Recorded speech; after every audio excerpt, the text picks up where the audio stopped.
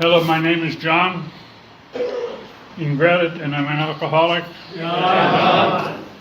In gratitude for 1 year of sobriety, in gratitude for my sponsor, in gratitude for those newcomers and those chip takers tonight, in gratitude for the whole room who act as my own higher power, I welcome you to this meeting.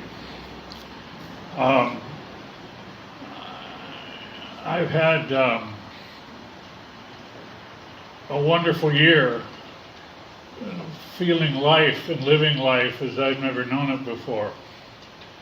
I grew up in Los Angeles to a single mom and who was supported by her teetotaling parents, my grandparents, whose motto was, the lips that touched liquor would never touch hers first. And I grew up in a good life, played a lot of baseball in the streets and rode my bike and all that. But somehow around 9 years old, my mother used to read me stories at night. She'd sit and drink a glass of port wine. And every once in a while she'd say, "Want a sip?" Really? Well, I could take it or leave it. I went on through high school. Had an illustrious career of nothing, but graduated. And my mother married a man who was an alcoholic. And in that period of time, she became an alcoholic. And they used to have to have those cocktails every night before dinner. And when we'd go out, we went to the nice restaurants, they always had to have their cocktails. And hell, I was just sitting there drinking soda pop and saying, "I want to eat."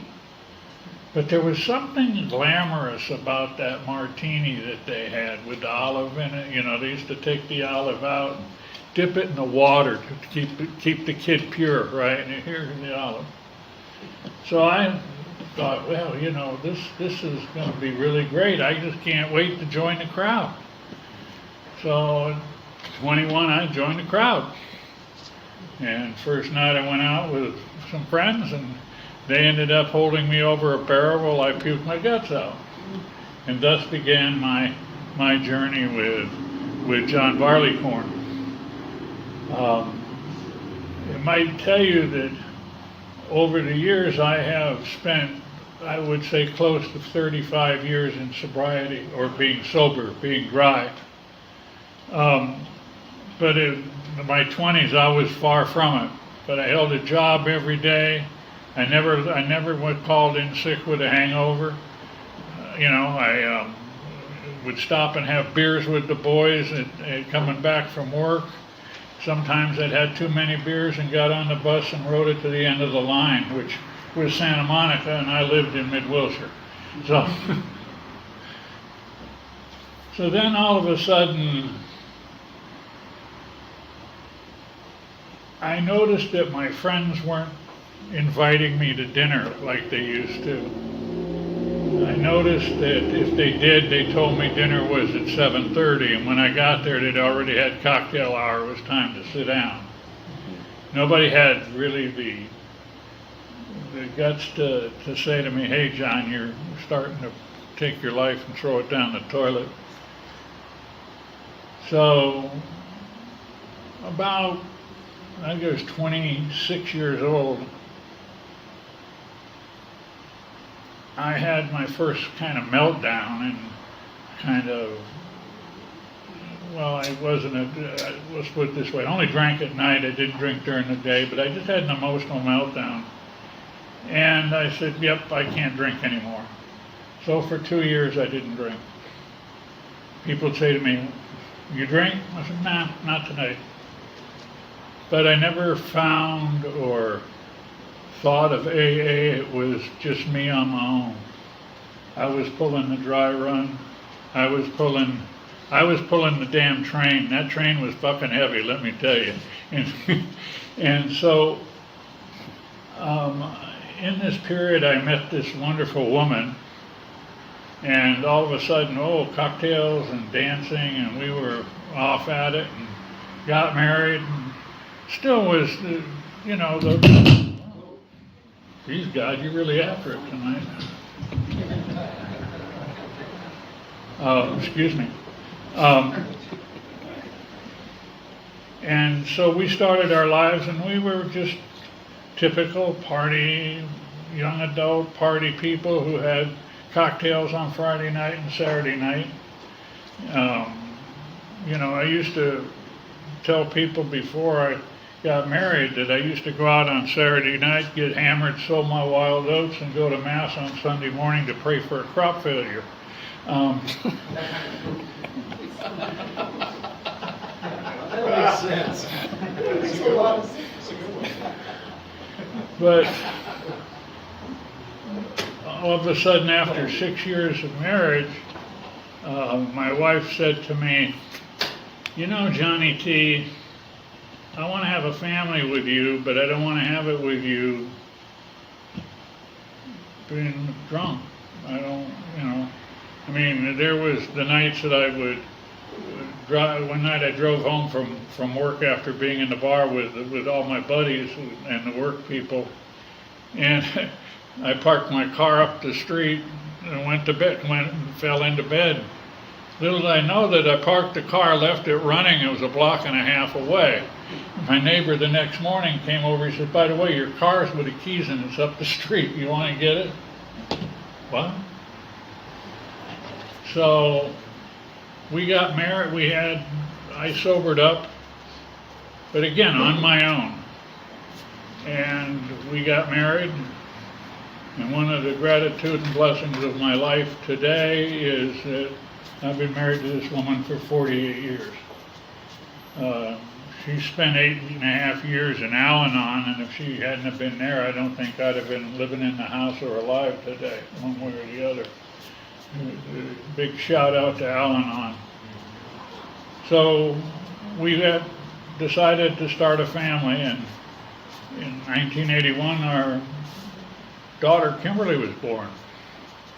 And that was a great time in my life, but then I went back to party, and I was an up-and-coming executive. We were having cocktails every night after work. I had a bar down the street for lunch. I'd call, I'd say, "We're coming in." The table would be set, and there'd be 3 martinis on it for me, because we only had an hour for lunch. So never had to order, the 3 of them right around. So about that time, my wife had about had it. And I'd been out one night with the whole tribe and got home. And she said, "If you keep this up, you're going to die, and you're going to leave me to raise her."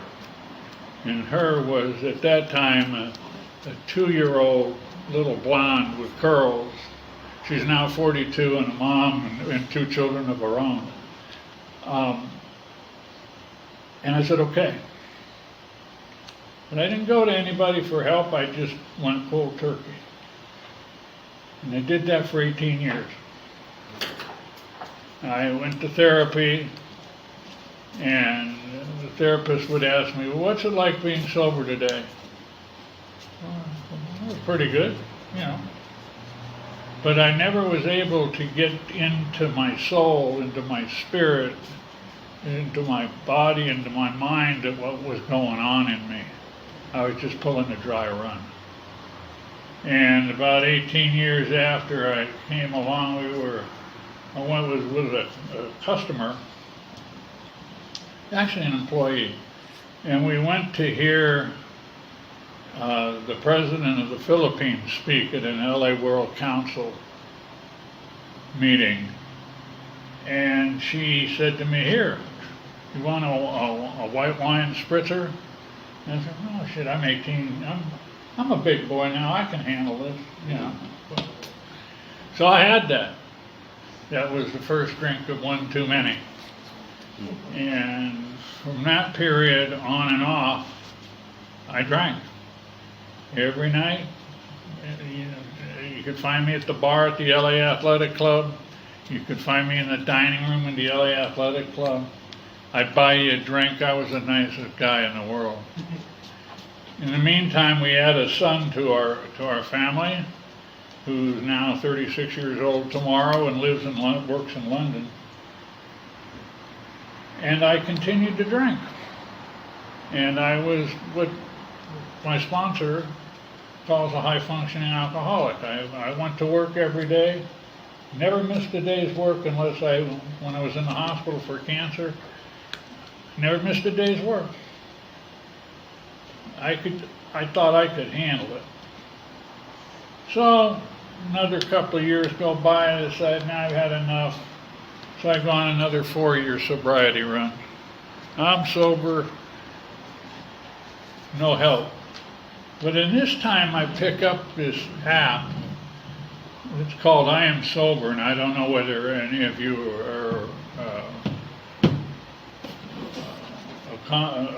know about it, but and I picked it up and I put in a date, and pretty soon I had 2.5 years. Son of a gun. And I'm working the programs on it, but I don't know what it's all about. I don't have any fellowship. I'm doing it all by myself. Again, crash and burn. I can do this. That time was playing golf, and we went to Palm Springs, and we were going to play golf the next day. And there never was a Ruth Chris Steakhouse and a martini that I would ever pass up. Gin was my mistress. But now I'm 65 years old, and oops, jump the devil, I get diagnosed with colon cancer. And what's one of the two biggest things for colon cancer is red meat and booze. And, that's what they tell you right there when after you come out with this. Anyway, it says, eliminate alcohol and red meat. Okay, well, hell, steak and martini. So I'm grateful I've been cancer-free since 2011. And over the next 5 years, I was in and out. 2 years, 1 year. Finally, and this is the story Hector's been waiting for. I come to 4th of July last year, and we have some old friends who are heavy drinkers or alcoholics, and they buy their booze like I did by the handle, but they never showed it to you. What they always did is they had it fifth, right? And they'd fill the fifth up and put that on the bar, and the handle was in the closet, And I had my customary, I guess 5 scotches that night. And for the first time in my life, I fell asleep at the table. I'm sitting there eating dinner. I wake up. Oh, where's the fireworks? Oh, they're coming. So then I pretended to sort of just make an ass out of myself. We went home that night. My wife just shook her head. She says, I looked in your eyes tonight and you weren't there. She said, I could see right through the back of your head to the door behind you. And she said, you've been there, and that John has been missing for the last 2 years. And I thought, okay. It was about 2:30 in the morning on July 5th that God visited me with a gift. And it was God, the gift of desperation. And I was on the floor in my study, my den, and I was crying out saying, I can't do this. I can't do this. God, take me. I cannot do this. In the morning, I said to my wife, I want to go to a meeting. So I said, isn't there a meeting where you go to Al-Anon? Well, yeah. I said, are they meeting in person now, right? I don't know. So my wife calls Robert's wife, and she said, I think they're meeting. So on that night, accompanied by my wife, I came into the room. The greatest gift God gave me was walking down the stairs into that room at Roses Road. I was welcomed by Louis and Craig, and I'm grateful for their welcome, because they gave me a book and a welcome chip, and all of a sudden I didn't feel alone. I knew that I was not gonna have to do this on my own. I wanted my sobriety. I wanted to quit drinking. And I knew that when I walked in that room, I had a bunch of people who were just like me, who could help and love and care for me, which they have done. 2 weeks later, I came to this meeting. I learned the word fuck all over again.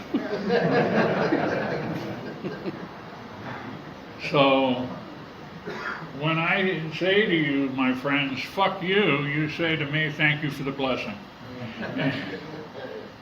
But I found that a group of men who I had never had a large group of men friends before could make so much difference in my life, in the support, in the love, in the caring.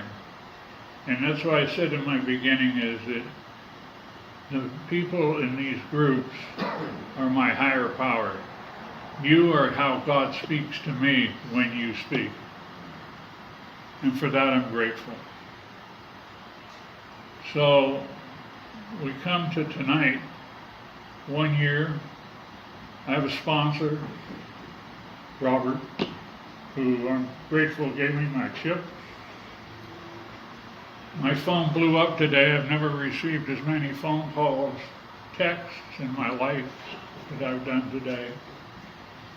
All knowing that you all want the best for me and for each other and for yourself by being sober and by celebrating birthdays and chip days and everything together. I'm totally blown away by, and thank Patrick for asking me to lead tonight. And the only thing I can do is promise you that I live today. Tomorrow will be day 366. I love you, and prayers for your sobriety. You know that you are in my prayers, and prayers for those who are outside, and we pray for them to come in. So thank you for letting me share.